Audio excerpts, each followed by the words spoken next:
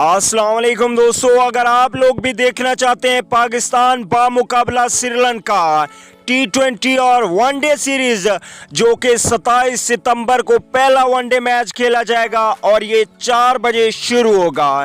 तो दोस्तों इस मैच को आप लाइव देख सकते हैं, बहुत ही आसान सा तरीका है। डिस्क्रिप्शन में मैंने लिंक दे दी है, ज़बरदस्त एप्लीकेशन है, जाइए डाउनलोड कीजिए और उस पर मैच एंजॉय कीजिए। अगर आपका इंटरनेट स्लो भी होगा तब भी ये क्लियर एप्लीकेशन चलती है और आपके कम MB यूज़ करके आपको मुकम्मल मैच दिखाती है।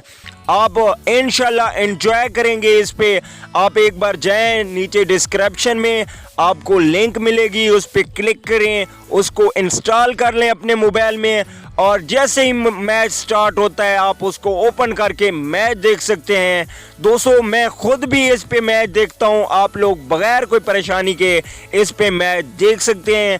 अगर इस एप्लीकेशन के हवाले से आपको कोई टेंशन और परेशानी हो तो नीचे कमेंट सेक्शन में आप मुझे कमेंट करके बता सकते हो। तो दोस्तों 27 सितंबर 2019 से पाकिस्तान बामुकाबला श्रीलंका वनडे सीरीज शुरू हो रही है।